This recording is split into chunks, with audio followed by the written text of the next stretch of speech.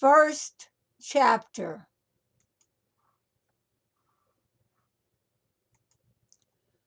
That time change all things is a saying so old and so true as to admit of no argument. It is exemplified in so many different ways as to require no comment.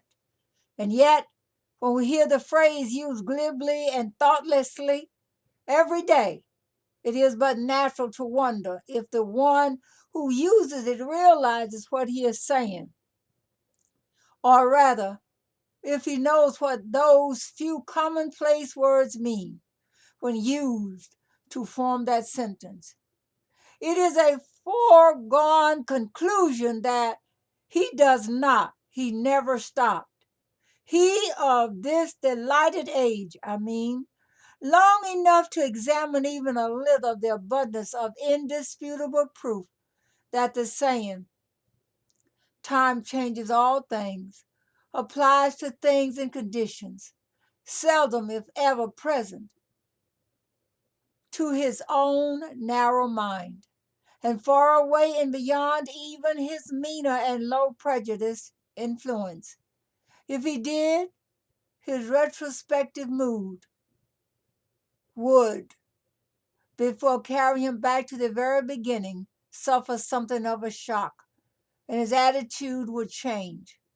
Instead of delighting in history, modern, medieval, and ancient, his attitude would change so noticeably that an observer would imagine that his only interest was in tearing down and falsifying facts and concealing records that he could not falsify. When we hear or read the sayings of some of our misnamed great men, but in reality disgustingly conspicuous public figures, we are fully justified in making the charge of falsifying and concealing such facts as they are not really ignorant of.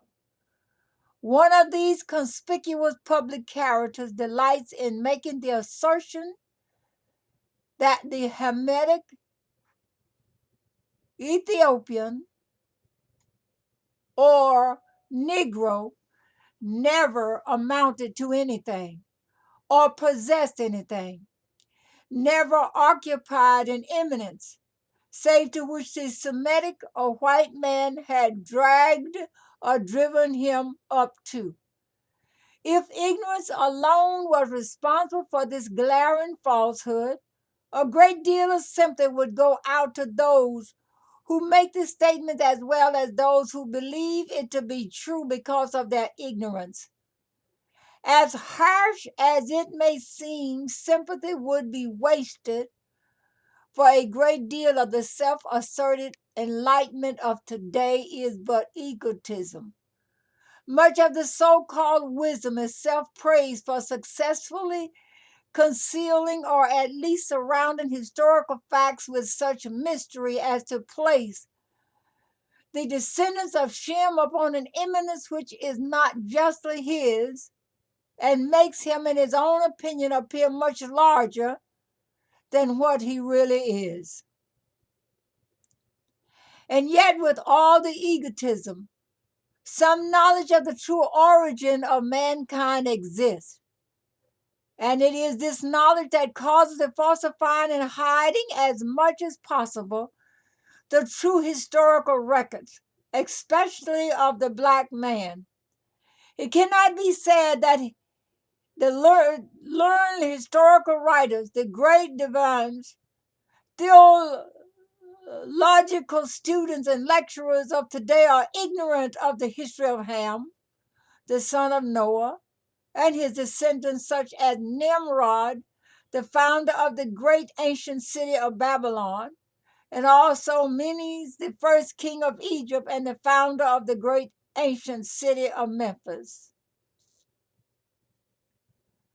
Ridpath says that the traditions of antiquity points to Memphis and Babylon as the fountains of human wisdom. If those above named are ignorant of the history of the last named, they are doing the world a great injustice in assuming the position of teacher and leader. If they are familiar with the history of the races and the deeds of men, they will no doubt have for them and their kind good and sufficient reasons for making false and misleading statements as to some historical records and totally forgetting or demeaning others.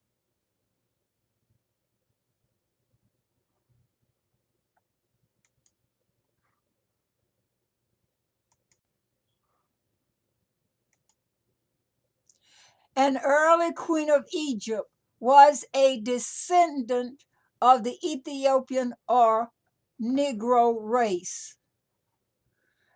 This is conceded by some of the modern writers, some of them going so far as to say that her skin was very black. And a few of them acknowledge that it was this black queen who placed the first fleet of warships on the River Nile.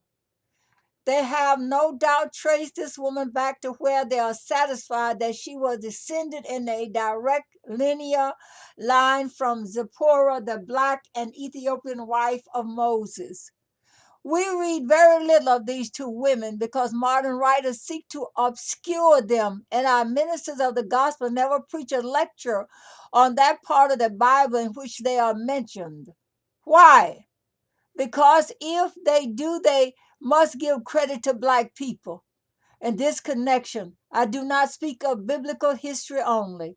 Were it not for the fact that the dimensions of this book would be extended far beyond what was intended, I would begin even with Hannibal, the Carthaginian general, and record the accomplishments of black men without the intervening of any long periods of time, down to the time of Alexander Dumas, Toussaint L'Ouverture, and Alexander Sergeyevich Pushkin, Russian African poet. I could do more. I could come into the borders of this republic and beginning with Crispus Attucks or Alexander Hamilton, record the accomplishments of these same black descendants of Ham down to this day. This modern record would contain many references to both the War of Independence and the War of the Rebellion. It will also mention a great many black men who can never forget El Caney and San Juan Hill.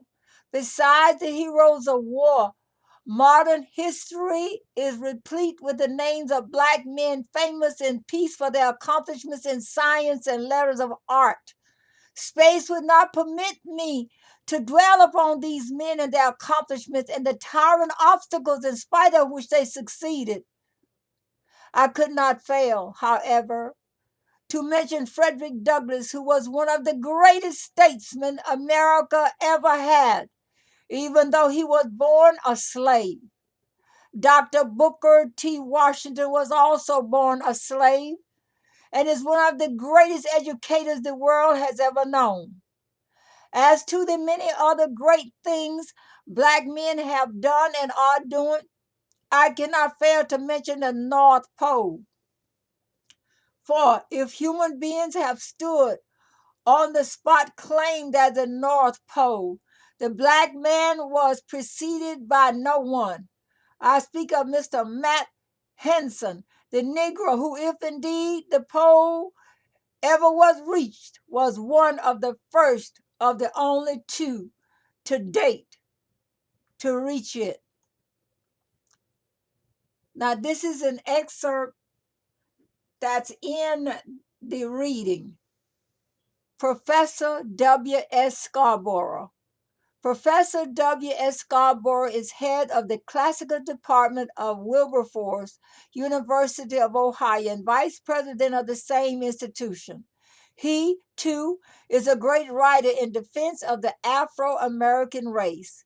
Here are some of his remarks in his masterpiece, Race Integrity. In parentheses, see next page. The truth is that the term Caucasian has little or no meaning as it is now used. The word itself is a conventional term given at the first by Blumenbeck to designate what he considered the highest type of the human family, shown by a skull from Mount Caucasus. When we attempt to trace those who acclaim the name as an expression of their superiority, we find that type has disappeared.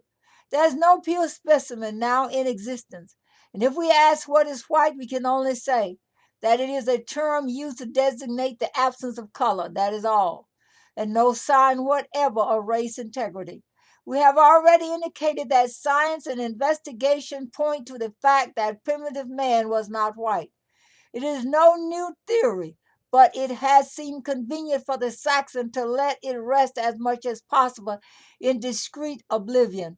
Bishop H.M. Turner of the African Methodist Episcopal Church has often promulgated it in his own inimitable way, and Moncure D. Conway has also declared that the white people of the world today are only a reflex leprosy and that the natural color is brown